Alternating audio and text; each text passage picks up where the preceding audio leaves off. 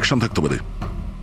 আমার তো এটাই কিছুতে মাথায় ঢুকছে না, বাচ্চাদের পোশাক কেউ কাউকে কেন পাঠাতে যাবে? বাচ্চাদের জামা কাপড় পাঠানো হয়েছিল, তাহলে ওই এনভেলপটা কোথায় গেল? সুধীর বাবুর রুমটা তো আমরা ভালো করে চেক করেছি, ওখানে তো কিছুই পাইনি আমরা। বাড়িতে নয় তো অফিসে।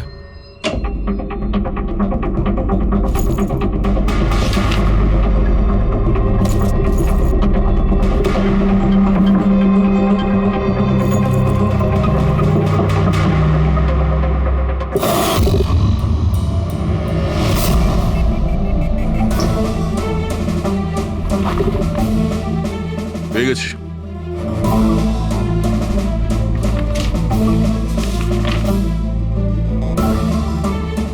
আরে এতে তো দেখছি কোনো পোস্টাল স্ট্যাম্প বা যে পাঠিয়েছে তার নামই নেই।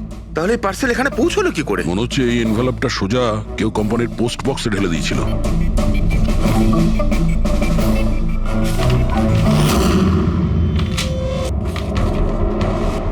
এই এনভেলপটা ডক্টর সালুকের কাছে পাঠিয়ে দিই, উনি হয়তো কিছু পেতে পারেন। ঠিক আছে। আচ্ছা, এই জাহ্নবী বলছিল যে এই পার্সেলটা দেখে মিস্টার সুধীর একদম চমকে গিয়েছিলেন। হতে পারে কোনো পুরনো স্মৃতি জেগে উঠেছিল। আর তারপর উনি কাউকে কলও করেছিলেন হয়তো। আগের মাসের কল ডিটেলস সুধীরবাবুরটা দেখি এই এনভেলপ পাওয়ার পরে সুধীরবাবু সবার আগে কাকে ফোন করেছিলেন? সুধীরের ফোন এসেছিল অনেক বছর বাদে। কি কথা হয়েছিল আপনাদের দুজনের? খুব রেগেছিল যে আমি ওকে কেন এনভেলপটা পাঠিয়েছিলাম, কিন্তু আমি তো ওকে এনভেলপ পাঠাইনি। কিন্তু কোনো কারণ তো ছিল যাতে সুধীরবাবু আপনাকে সন্দেহ করেন। হ্যাঁ নিশ্চয়ই, ওই এনভেলপে বাচ্চার জামা ছিল। ওর মনে হয়েছিল ওটা সেই জামাটাই যেটা আমি আর সুধীর আমাদের সন্তানের জন্য কিনেছিলাম। আমাদের বাচ্চার জন্য? আমার আর সুধীরের সন্তান।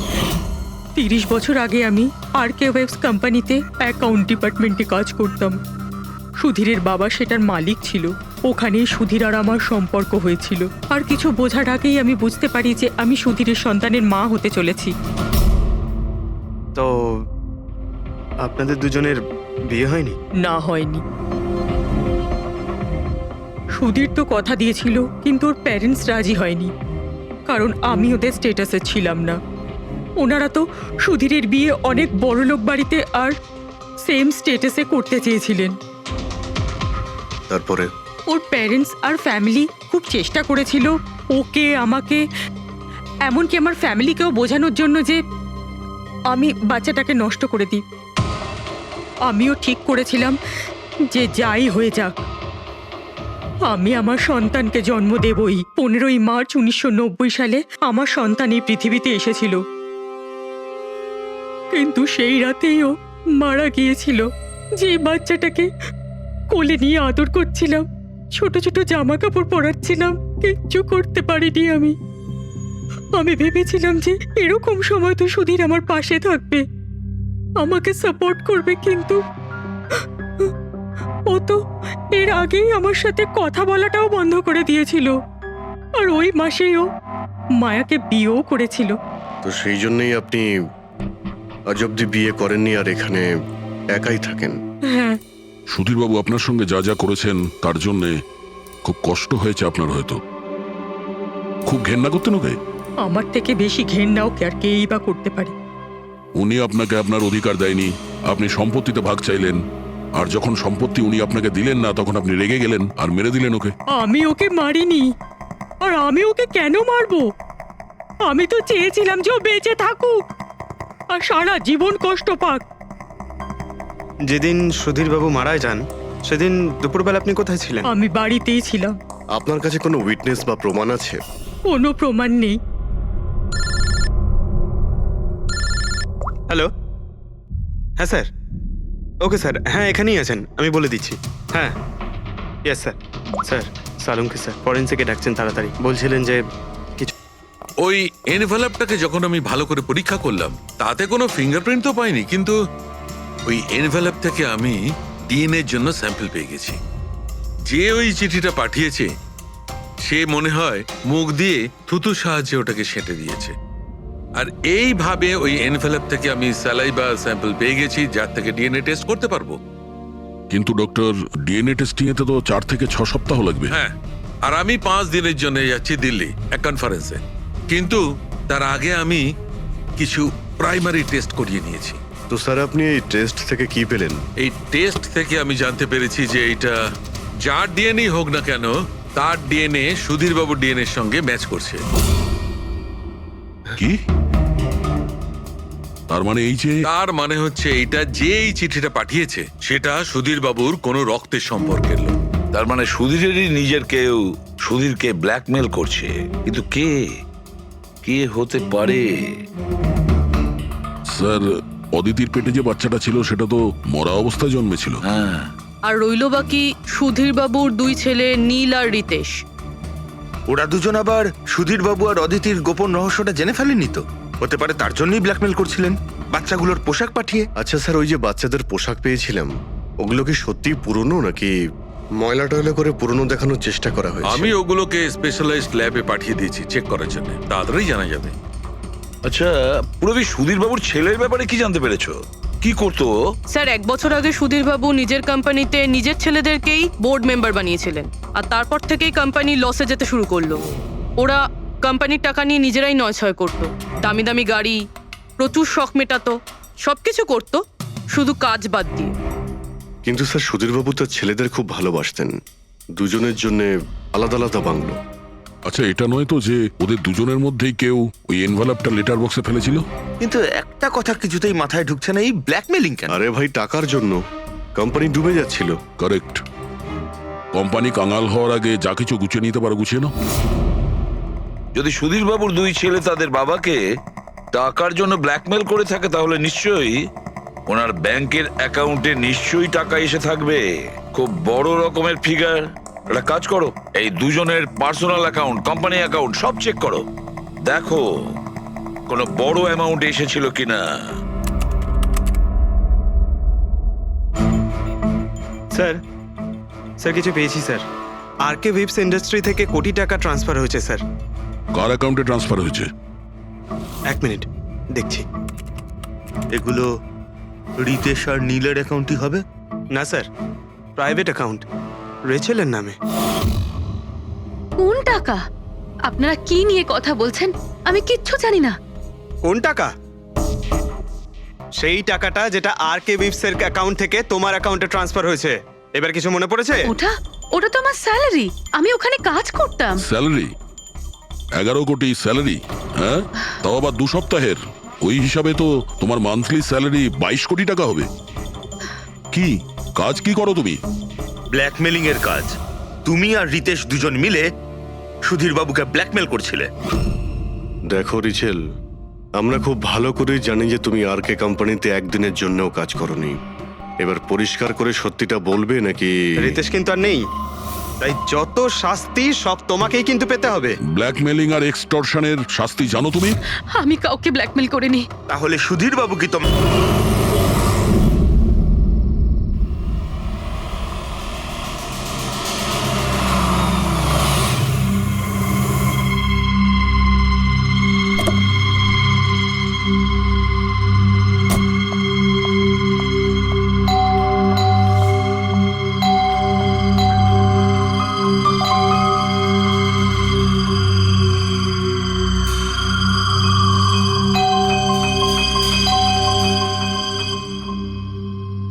আমাদের পার্টিতে ডেকে নিজে ঘুমিয়ে পড়েনি তো? স্যার, ও নিজের জন্মদিনের পার্টিতে কি করে ঘুমাবে? আরে ওকে কিছু বিশ্বাস নেই, 60 বছর বয়স হয়েছে। সুধীর বাইরে আয় ভাই। হ্যালো, পার্টি আজকেই তো নাকি কাল? হ্যাঁ, পার্টি আজই, আই এম শিওর। আমি ওকে একবার ফোন করে দেখি।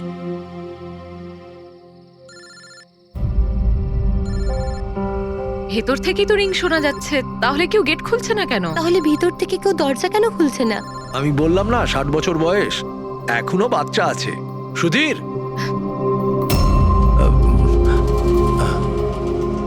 পিছনে জানলার দিকে গিয়ে দেখি। হ্যাঁ স্যার, চলুন। চলুন ওদিকে।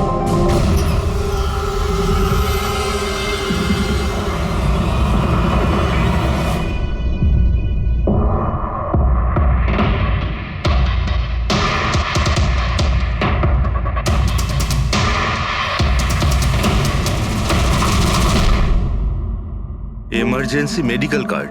এনার আমন্ড আর শেলফিশে অ্যালার্জি আছে।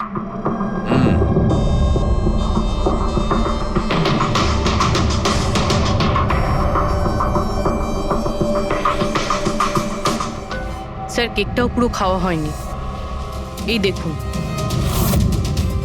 মনে হচ্ছে কেক কাটার কিছুক্ষণের মধ্যেই এরা সবাই মারা গিয়েছেন।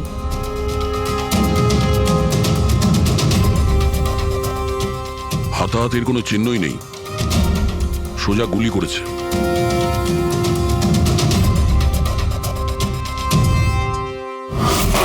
এইভাবেই গুলি চালিয়েছে।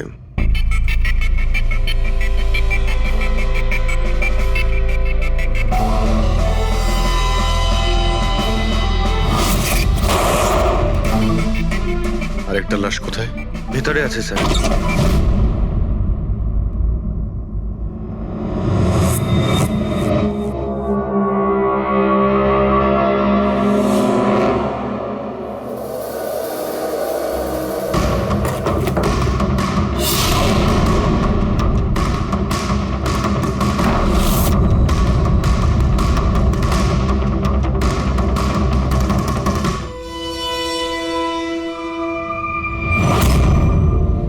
গান কেস, কিন্তু এ তো পুরো খালি।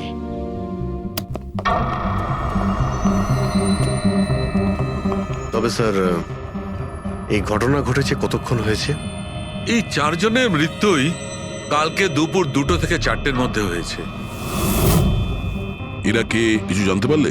হ্যাঁ স্যার, উনি সুধীর বাবু, আর কে উইপস ইন্ডাস্ট্রির চেয়ারম্যান। ওর বড় ছেলে নীল, আর এ ওর ছোট ছেলে রিতেশ। আর ভিতরে যে আছে সে সুধীর বাবুর স্ত্রী মায়া।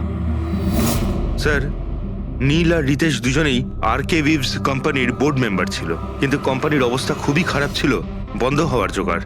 প্রচুর ধার বাকি হয়ে গেছিল, আর বাজারের ধারও মেটাতে পারছিল না, সমস্যা বেড়েই চলেছিল।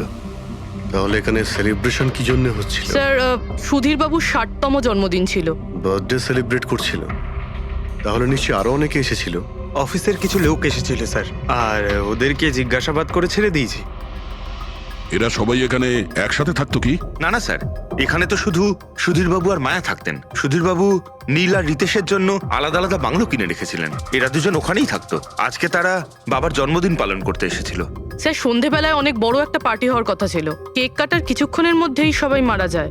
পার্টি প্ল্যান যারা করেছিল সেই টিমটা এসেছিল, কিন্তু কেউ দরজা খোলেনি দেখে চলে গিয়েছিল। বস, আমার মনে হচ্ছে না যে কেউ বাইরে থেকে এসেছিল। যা কিছু ঘটেছে এই চারজনের মধ্যেই ঘটেছে। কিন্তু বাড়িতে তো কোনো চাকর অবশ্যই থাকবে। আছে তো, চাকর আছে তো, কিন্তু তারা গ্রামে গেছে। সুধীরবাবু শুধু আজকের জন্য একজন সার্ভেন্ট হায়ার করেছিলেন, সে কাল সকালে কাজ করে গেছিল, আর পার্টি শেষ হওয়ার পরে আজকে এসে পরিষ্কার করার কথা ছিল। পার্টি শেষ হওয়ার আগেই সবকিছু শেষ হয়ে গেছে। মনে তো হচ্ছে এটা মার্ডারই। সরি ডক্টর সালুকে, আমার এটা মনে হচ্ছে যে এই চারজন ছাড়াও এখানে আরো একজন ছিল, যে বাইরে থেকে ভেতরে এসেছিল। একটু মন দিয়ে দেখো, এখানে কোনো হাতাহাতির কোনো চিহ্ন নেই, আর প্রত্যেকটা জিনিস নিজের জায়গাতেই আছে। এটা মনে হচ্ছে যে কেউ কেকের মধ্যে কিছু মিশিয়ে দিয়েছিল, যেটা খেয়ে এরা চারজনই অজ্ঞান হয়ে গেছিল। তারপরে ওই 5 নম্বর লোকটা বাড়ির মধ্যে ঢুকলো, এসে সবাইকে গুলি করে দিল। এটা বস 100% মার্ডার।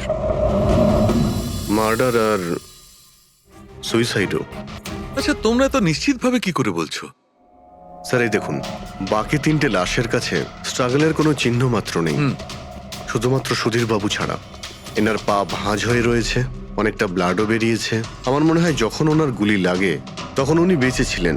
যদি উনিও কেক খেয়ে বাকিদের মতো অজ্ঞান হয়ে থাকতেন, তাহলে ওদের মতোই পড়ে থাকতেন। ইনি প্রথমে 3 জনকে গুলি করেন আর তারপর সুইসাইড করেন, এরকম মনে হচ্ছে। যদি এটাই হয়তো, তাহলে যে বন্দুক দিয়ে গুলি করা হয়েছিল সেটা কোথায়? সেটা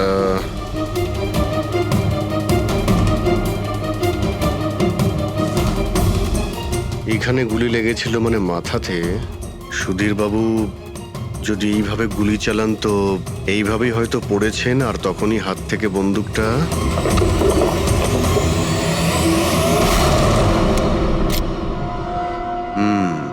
এই হলো বন্দুক। স্যার, এই দেখুন, রিতেশের ফোনটা পেলাম। স্যার, ও কেক কাটার কিছুক্ষণ পরেই নিজের সোশ্যাল পেজে এই সেলফিটা পোস্ট করেছে। বলছিলাম না, এখানে পঞ্চম ব্যক্তি থাকতেই পারে না।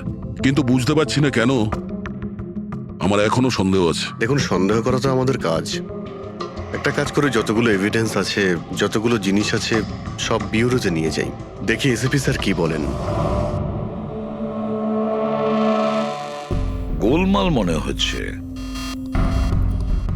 বস, আমি ওদের পেটের মধ্যে কেকের টুকরো পেয়েছি, ওই যে কেক ওরা খেয়েছিল। ওই কেকের মধ্যে সেনেটিভ মেশানো ছিল, নেশার ওষুধ। সেনেটিভ? 3 জন খেয়েছে আর অজ্ঞান হয়ে গেছে। 4 জনই? না, 3 জন।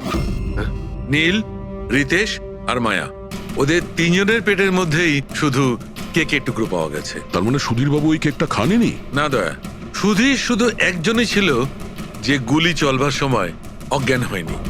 কি সুধীরবাবু নিজের জন্মদিনে এই কেক খাননি? হয়নি, কারণ ওই কেকের মধ্যে বাদাম মেশানো ছিল। কিন্তু স্যার, ওনার বাড়ির লোকের তো নিশ্চয়ই জানা আছে যে ওনার বাদাম থেকে অ্যালার্জি ছিল। এক্স্যাক্টলি। তাহলে এই কেক আনলো কেন? অদ্ভুত ব্যাপার। সুধীর বাবুর বার্থডে ছিল আর কেক ওই 3 জনই খেয়েছিল। কেক 3 জনে খেয়েছিল, কিন্তু ওখান থেকে যে বন্দুকটা পাওয়া গেছে তাতে 4টে গুলি খরচ হয়েছে, যেগুলো এদের গায়ে লেগেছে। অদ্ভুত ব্যাপার যে ওর ওপর সুধীরের আঙুলের ছাপ আর আছে। ওই বন্দুকটাও তো সুধীর বাবুর নামেই রেজিস্টার করা। তো সুধীর বাবু প্রথমে ওই 3 জনকে গুলি করে আর তারপর নিজে সুইসাইড করে। কিন্তু কেন? ঝামেলা এড়ানোর জন্য। ব্যবসা ডুবে যাচ্ছে, ধার দেনা বেড়ে যাচ্ছে, এই জন্য নিজের সঙ্গে পুরো ফ্যামিলিটাকেই মেরে ফেলে। আর কি কারণ হতে পারে? হ্যাঁ স্যার, তাই তো মনে হচ্ছে। সুধীর বাবু ইচ্ছে করেই ওই বাদামওয়ালা কেক নিয়ে এসেছিল যাতে ওনাকে না খেতে হয়, আর উনি সেনেটিভ মিশিয়ে ওই কেকটা সবাইকে খাইয়ে দেন। আর অজ্ঞান হওয়ার পরে তাদের মেরে ফেলে নিজেও আত্মহত্যা করেন। রবি, ওই রিতেশ যেটা ফটো আপলোড করেছিল না নেটে, সেটা একটু খোলো তো। কটার সময় তুলেছিল এই ফটোটা? স্যার 2:05 আর আপলোড করেছিল? স্যার 2:07। সালুকে একটা কথা বলো, কেক খাওয়ার কতক্ষণ পরে ওরা অজ্ঞান হয়েছিল? 20 থেকে 25 মিনিট। মানে 2:30 না 2:35? আমার মনে হয় ওরা সবাই ওই সময়ই মারা গিয়েছিল, 2:30 থেকে 3:45-এর মধ্যে। মানে সবকিছু ঘটেছে ওই 40 মিনিটের ভেতরেই। 1 মিনিট, ওই দেখো, ওই ছায়াটা কার? ওই শ্যাডো? এই 4 জন তো এখানে দাঁড়িয়েছিল, তাহলে ছায়া ওখানে গেল কি করে? সেটা ওখানে গিয়েই দেখতে হবে। এই শ্যাডোটা কার ছিল? 2:04। পর্দার পজিশন একদম ঠিক আছে তো? একদম স্যার। পজিশন নিয়ে নি। রেডি? 2:05 ইয়া। আরে এখানে তো কোনো ছায়া দেখতে পাচ্ছি না। তাহলে ওখানে ছায়া কোথা থেকে এলো?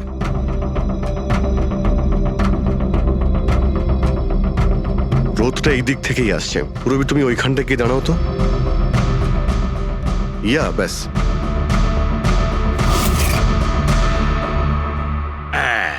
এইখানে ছায়াটা দেখা যাচ্ছে, ঠিক যেমনটা ওখানে ছিল, সেম টু সেম। আমি ঠিকই বলেছিলাম, এখানে কোনো 5 নম্বর লোক ছিল। আর সে ওখানেই দাঁড়িয়েছিল যেখানে আমি দাঁড়িয়েছিলাম। এই সেই লোকটাই হবে যে সুধীর বাবু আর তার পরিবারকে মেরেছে। আর সে আমাদের অলমোস্ট ধোকা দিয়ে দিয়েছিল যে এটা মার্ডার কাম সুইসাইড। আর ওর ছায়াই ওকে ধোকা দিয়ে দিয়েছে।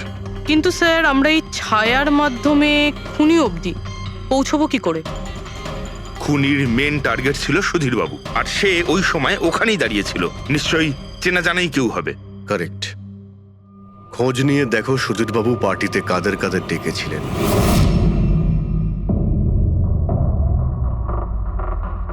স্যার, আমি পড়ি।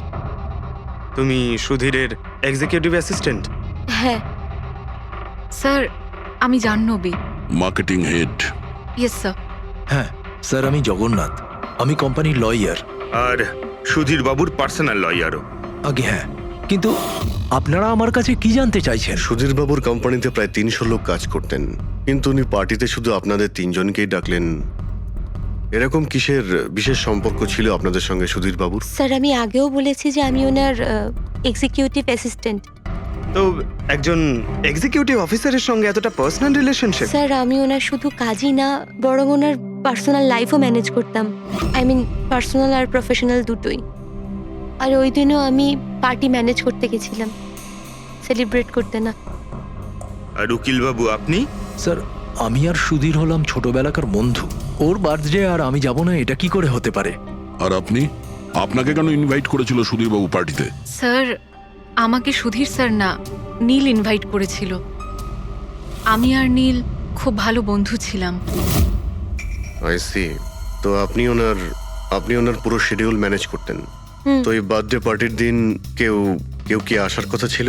কোনো মিটিং রেখেছিলেন আপনারা? স্যার ওই দিন ব্যাংক হলিডে ছিল, তার জন্য কোনো মিটিং বা অ্যাপয়েন্টমেন্ট ছিল না। আর ওনার বার্থডে ছিল, তাই উনি পুরো দিন ওনার ফ্যামিলির সাথেই কাটাতে চাইতেন। দুপুর 2টো থেকে 3টের মধ্যে আপনারা কোথায় ছিলেন? স্যার আমি তো আমার বাড়িতেই ছিলাম, ভ্লগ বানাচ্ছিলাম। V blog? Video blog. আমার একটা ইন্টারনেট চ্যানেল আছে যেখানে আমি ভিডিও বানিয়ে আপলোড করি।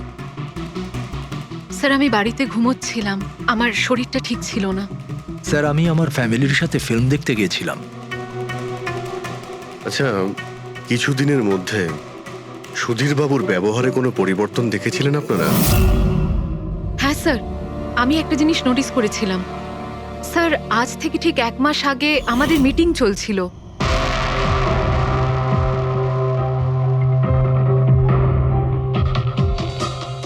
স্যার কি ব্যাপার, ভেতরে এসো। ঠিক আছে, তুমি যাও।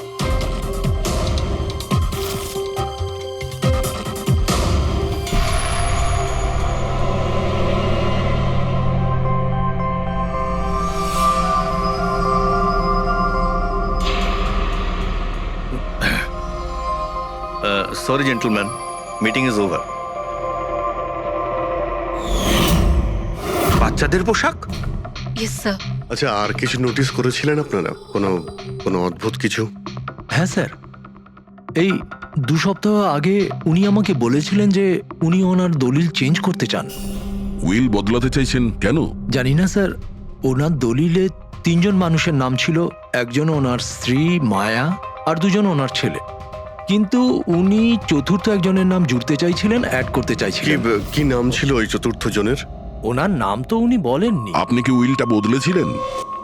আসলে আমি পেপার সব তৈরি করে দিয়েছিলাম, ব্যাস নাম ভরে ওতে সুধীরকে সই করতে হতো। জানি না কি হলো, হঠাৎ নিজের বার্থডের কিছুদিন আগে ও আমাকে বলল যে দলিল বদলাতে চায় না, ওই পুরনো দলিলটাই থাকবে। ঠিক আছে, এই চতুর্থ ব্যক্তি আবার কোথা থেকে এলো যার নাম সুধীরবাবু নিজের উইলে ইনক্লুড করতে চেয়েছিলেন? সুধীরজির মৃত্যুর এই চতুর্থ জনের সঙ্গে কোনো কানেকশন থাকতে পারে। আমার তো এটাই কিছুতে মাথায় ঢুকছে না। বাচ্চাদের পোশাক কেউ কাউকে কেন পাঠাতে যাবে? বাচ্চাদের জামা কাপড় পাঠানো হয়েছিল, তাহলে ওই এনভেলপটা কোথায় গেল? সুধীরবাবুর রুমটা তো আমরা ভালো করে চেক করেছি, ওখানে তো কিছুই পাইনি আমরা। বাড়িতে নয় তো অফিসে?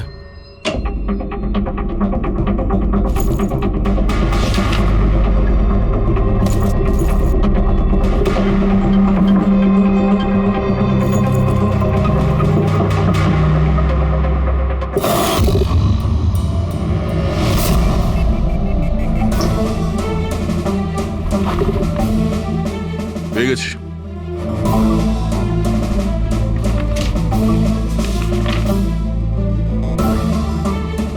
আরে এতে তো দেখছি কোনো পোস্টাল স্ট্যাম্প বা যে পাঠিয়েছে তার নামই নেই। তাহলে পার্সেল এখানে পৌঁছলো কি করে? মনে হচ্ছে এই এনভেলপটা সোজা কেউ কোম্পানির পোস্ট বক্সে ঢেলে দিয়েছিল।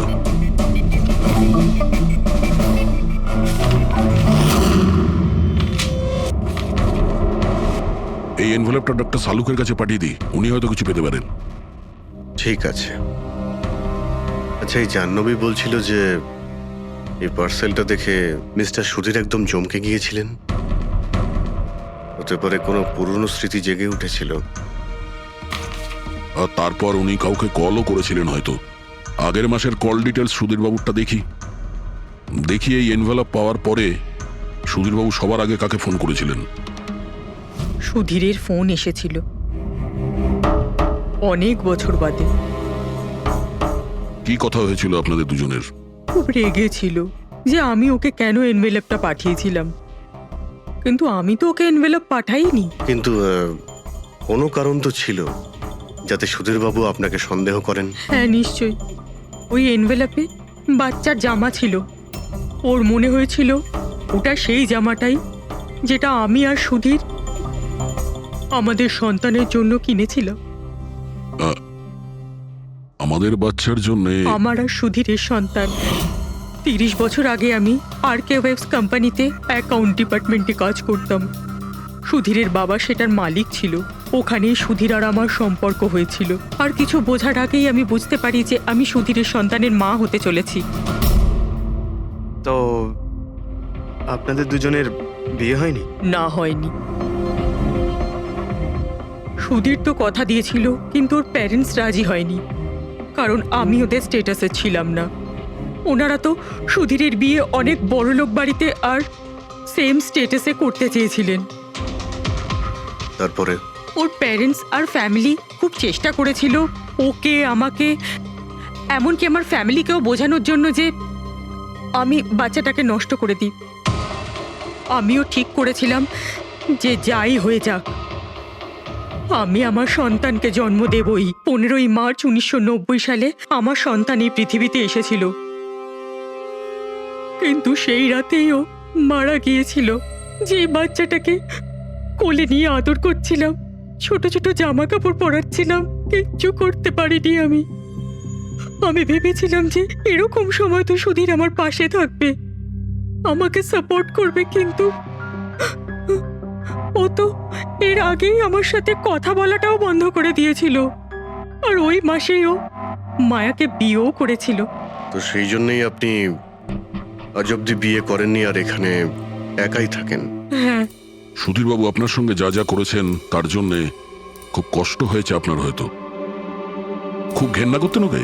আমার থেকে বেশি ঘেন্নাও কে আর কেই বা করতে পারে। উনি আপনাকে আপনার অধিকার দেয়নি, আপনি সম্পত্তিতে ভাগ চাইলেন, আর যখন সম্পত্তি উনি আপনাকে দিলেন না তখন আপনি রেগে গেলেন আর মেরে দিলেন ওকে। আমি ওকে মারিনি, আর আমি ওকে কেন মারবো? আমি তো চেয়েছিলাম যে ও বেঁচে থাকুক আর সারা জীবন কষ্ট পাক। যেদিন সুধীরবাবু মারা যান সেদিন দুপুরবেলা আপনি কোথায় ছিলেন? আমি বাড়িতেই ছিলাম। আপনার কাছে কোনো উইটনেস বা প্রমাণ আছে?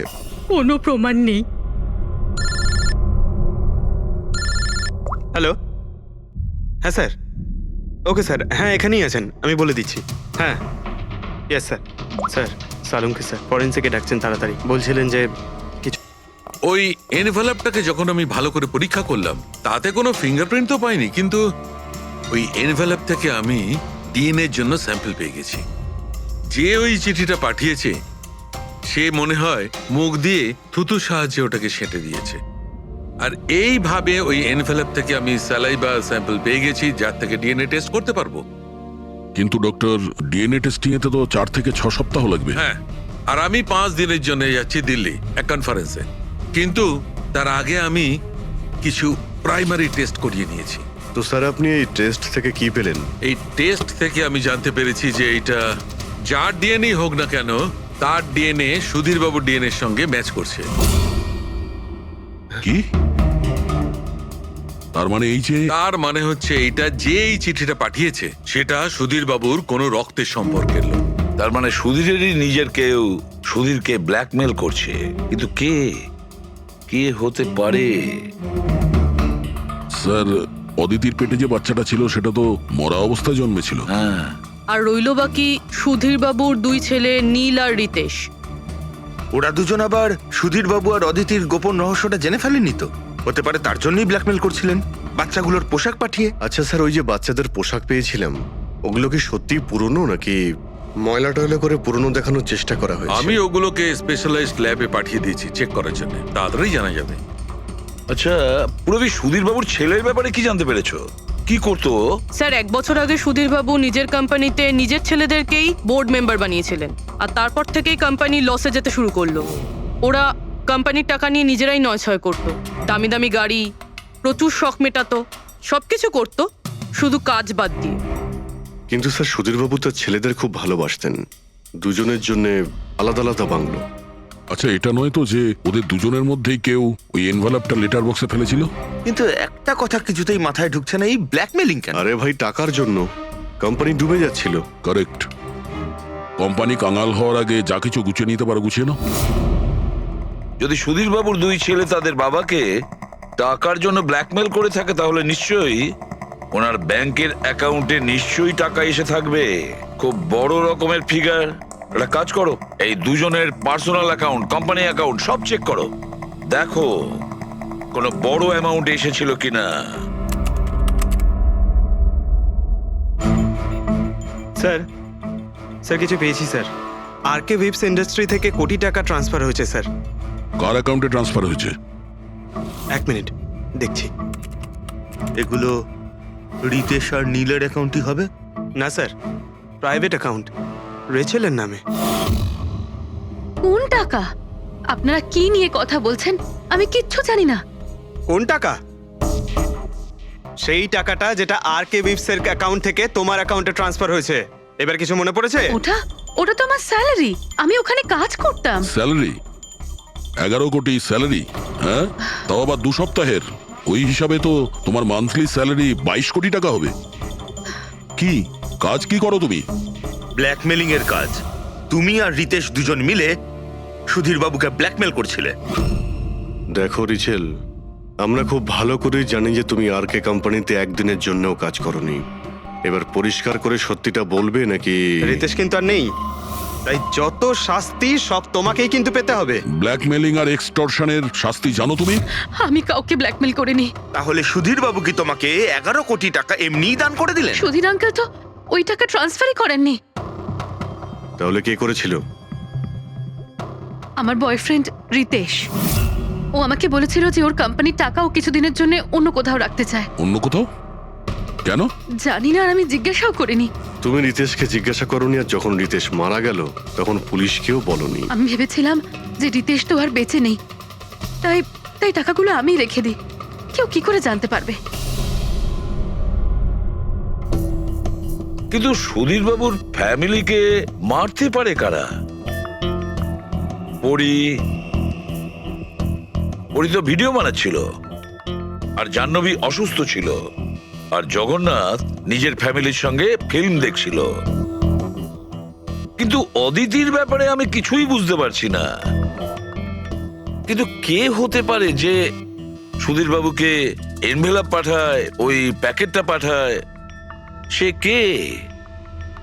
ওর নামটা সুধীর বাবু উইলে লিখতে চেয়েছিলেন, কিন্তু লেখেননি।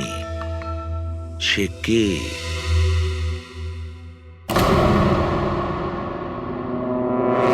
প্রেমের দ্বিতীয় কেকটা কোথা থেকে আসলো? হ্যাঁ স্যার, এখানে দুটো কেক। সেটাই তো, যখন বার্থডে ছিল সুধীর বাবু তার নিজের ফ্যামিলির সঙ্গে, ছোট কেকটা কেন কাটতে যাবে যেখানে এত বড় কেকটা রয়েছে এর সামনে? স্যার, যাতে ও রাতে পার্টিতে বড় কেক খেতে পারে। আরে ভাই, সুধীর বাবু কি 18 বছরের বাচ্চা ছিল নাকি যে নিজের বার্থডেতে দুটো কেকের অর্ডার দেবে? স্যার, হতে পারে এই কেকটা ওনাকে কেউ গিফট করেছে, এই কিন্তু বাদামওয়ালা কেক। সেটা তো বক্সে নিয়ে আসবে, আর তার উপরে কেক শপের নামটাও লেখা থাকবে। না স্যার, ওখানে তো আমরা কোনো বক্স পাইনি। ছিল না? হতে পারে কেউ এই কেকটা বাড়িতে বানিয়েছে, সেই জন্যই আমরা ওখানে বক্স পাইনি। কিন্তু এই আমন্ড দেওয়া কেক পাঠালোটাকে? স্যার, হ্যাঁ, স্যার আমি জাহ্নবীর সোশ্যাল প্রোফাইল চেক করছিলাম। স্যার, এখানে ওর অনেক অনেক ছবি আছে যেখানে ও কেক আর পেস্ট্রি বেক করছিল। বেকিং ও খুব পছন্দ করে।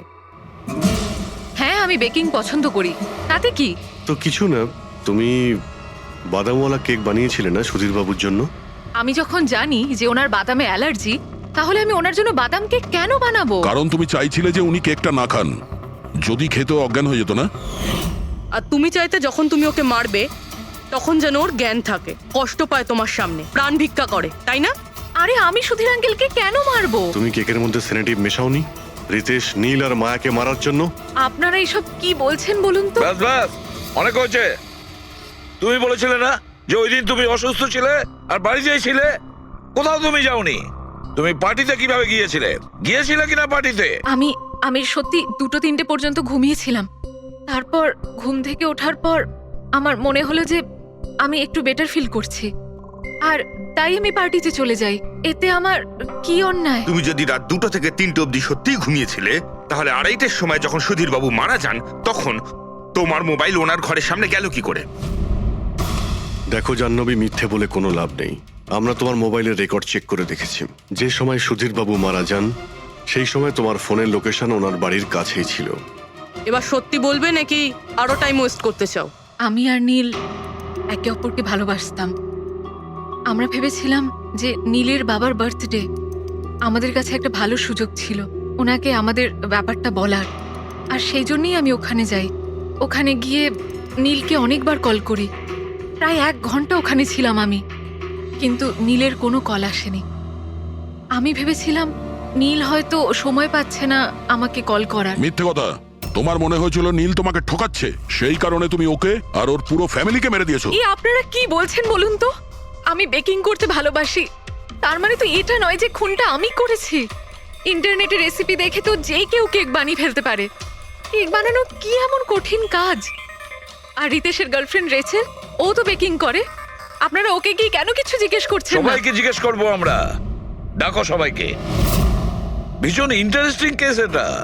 এরকম খুব কম হয় যে এতজনের কাছে একটা লোকের প্রাণ নেওয়ার জন্য সুযোগও আছে আর মোটিভও আছে।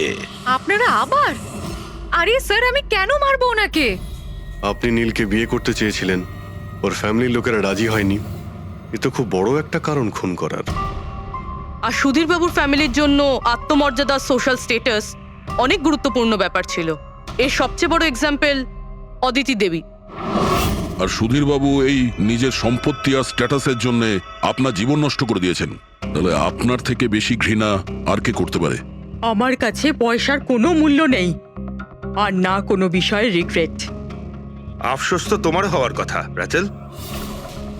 এখানে তো 5,000 টাকার জন্য মানুষ মানুষকে খুন করে, আর তুমি তো বসে বসে 11 কোটি টাকা পেয়েছো। আর আপনি?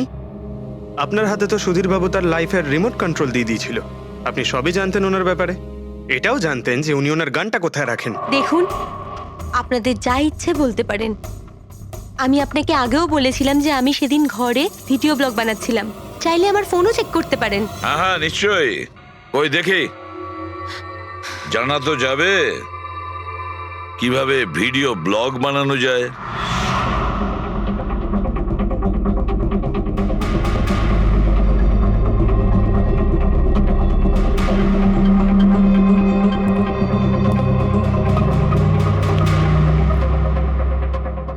স্যার, এখন আপনি বিশ্বাস করেছেন তো যে সেদিন আমি নিজের ঘরে DIY ভিডিও বানাচ্ছিলাম? DIY তার মানে? Do it yourself. স্যার, আমি প্রত্যেকদিন নিজের ইন্টারনেট চ্যানেলে মানুষদের দৈনন্দিন কাজের ইজি পদ্ধতি দেখাই। Do it yourself. স্যার, হ্যাঁ, নিউজ পেপারটা দেখুন, ডেটটা ওই একই। হ্যাঁ, সেটাই তো আছে। মানে ভিডিও ওই দিনই শুট করা হয়েছিল। স্যার, হ্যাঁ পুরবি। স্যার আমি মেমোরি কার্ডের ডেট আর টাইম চেক করেছি। এই ভিডিওটা ওই দিনই তৈরি করেছিল, 2টো থেকে 4টের মধ্যে। আচ্ছা, আর স্যার, ওরির মোবাইল লোকেশন ক্রস চেক করেছিলাম আমরা, তাতে দেখলাম ও সেদিন বাড়িতেই ছিল। পুরবি একটা কাজ করো, এই 4 জন লেডিসকে আলাদা ঘরে বসাও। স্যার, হুম, চলো।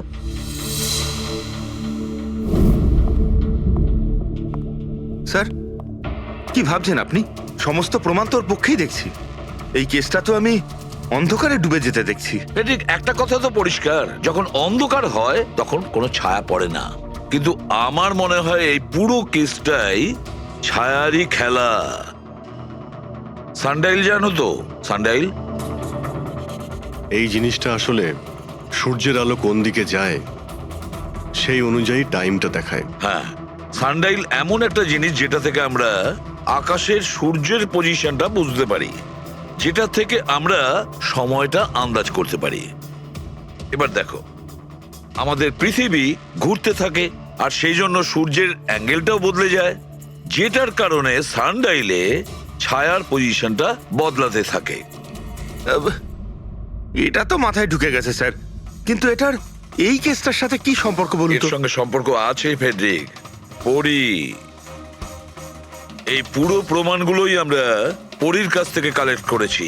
পরি সে এমন একজন কেউ পুরো এভিডেন্স গুলো ম্যানিপুলেট করতে পারে, মেমোরি কার্ডের ডেটটাও চেঞ্জ করতে পারে, পুরো এভিডেন্সেস কন্ট্রোল করতে পারে। কিন্তু সূর্যকে কন্ট্রোল পরি করতে পারে না। ভুলে যেও না যে সূর্য কোনো সময়ে ভুল সময় সে দেয় না। তার মানে ওর ভিডিওতে ডেট আর টাইম দুটোই চেঞ্জ করে দিয়েছে। হয়তো চেঞ্জ করেছে বা করেনি, কিন্তু এখন আমরা এই ছায়াকে প্রশ্ন করব যে পরি সত্যি বলেছে না মিথ্যে বলেছে। কারেক্ট, এই সেটিংটা একদম সেরকমই হয়েছে যেমন পরীর ভিডিওতে ছিল। আর রোদও সেই রকম আছে সেদিন যেরকম ছিল। শুধু পরীর জায়গায় পুরবি দাঁড়িয়ে আছে। স্যার আমরা এখানে কি করব?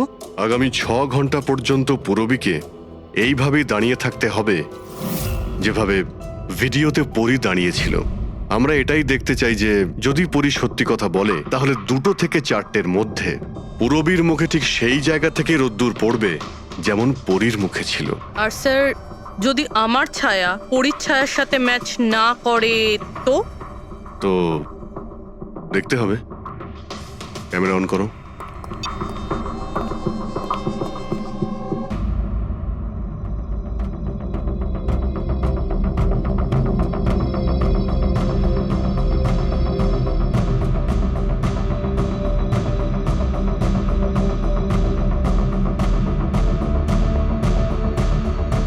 চলো, গুড। ওকে পুরবী, রিল্যাক্স। আচ্ছা কি আছে এই ভিডিওতে? আরে দেখতে দাও ভাই।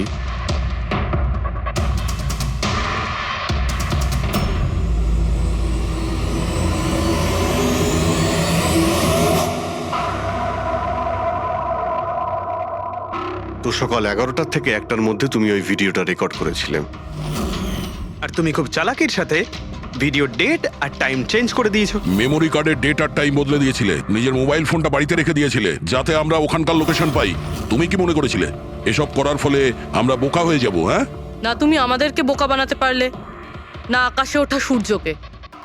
তোমার ভিডিওতে রোডের ডিরেকশন দেখে স্পষ্টই বোঝা যাচ্ছে ওই ভিডিওটা 11টা থেকে 1টার মধ্যে শুট করা হয়েছে। চেষ্টাটা ভালোই করেছিলেন, কিন্তু রিসার্চ ওয়ার্কটা একটু দরকার ছিল। পরি তোমার ব্যাপারে আমরা সব কিছু জেনে গেছি। পড়ি আমাদের হয়তো ম্যাক্সিমাম 4 সপ্তাহ সময় লাগবে তোমার ডিএনএ টেস্ট করে এটা প্রমাণ করতে যে তুমি সুধীর বাবুর মেয়ে, কিন্তু তাতে সত্যিটা বদলে যাবে না।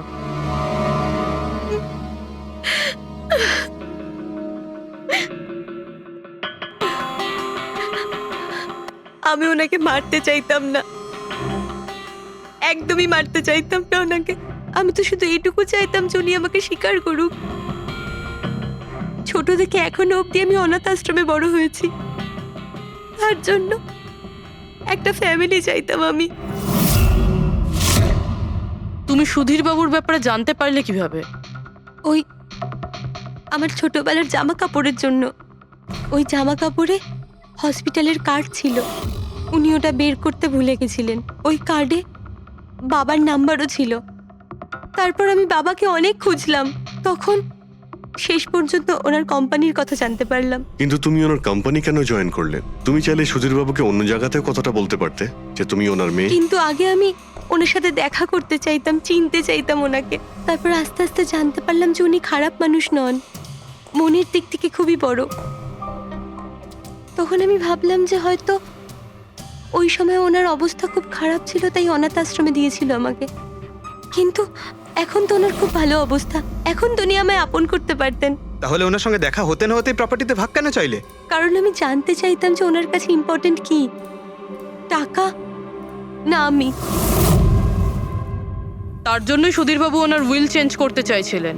হ্যাঁ, আর এটা শুনে আমি খুব খুশি হয়ে গেছিলাম। কিন্তু সুধীর বাবু তার সিদ্ধান্ত বদলে ফেলেছিলেন, যেটা তুমি সহ্য করতে পারোনি। স্যার ও সব ওনার ওয়াইফ আর ওনার মেয়ের জন্য হয়েছিল।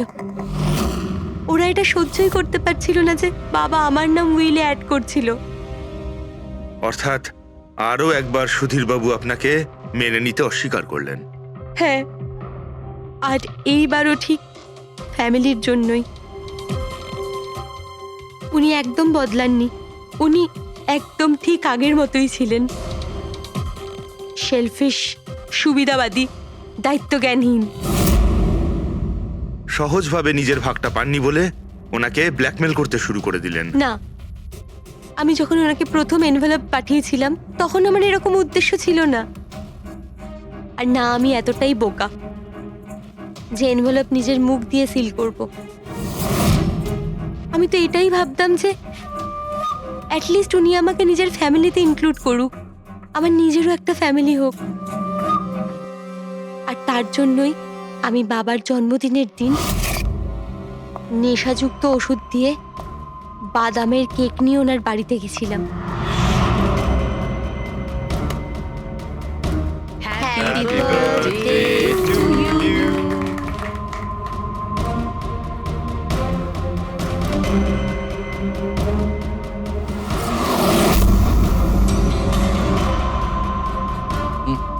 আমার অ্যালার্জি আছে।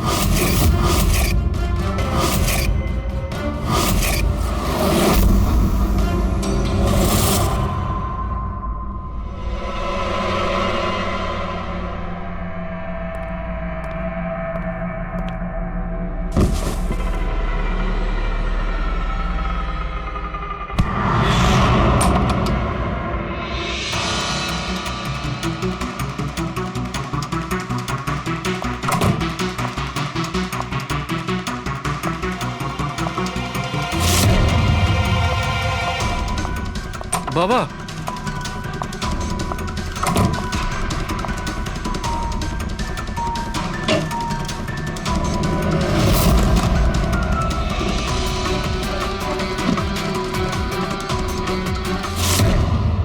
তুমি সুধীরবাবুর পুরো ফ্যামিলিকে মারতে চেয়েছিলে না? তোমার লক্ষ্য পূরণ হয়েছে। এবার তোমার সঙ্গে ওনার ফ্যামিলির লাস্ট মেম্বারও শেষ হয়ে যাবে। জেল যাওয়ার আগে আমরা তোমার সঙ্গে কারোর সঙ্গে দেখা করিয়ে দিতে চাই।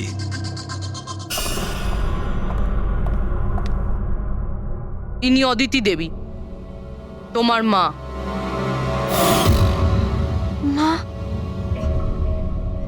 আপনাকে মিথ্যে বলা হয়েছিল যে আপনার সন্তান মৃত জন্ম নিয়েছিল।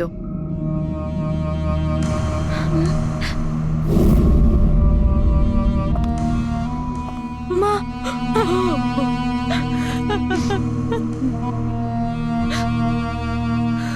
ওর এই সুধীর বাবু আর তার ফ্যামিলিকে শেষ করে দিয়েছে। আমরা দুঃখিত, আপনারা দুজন আবার বিচ্ছিন্ন হয়ে যাচ্ছেন।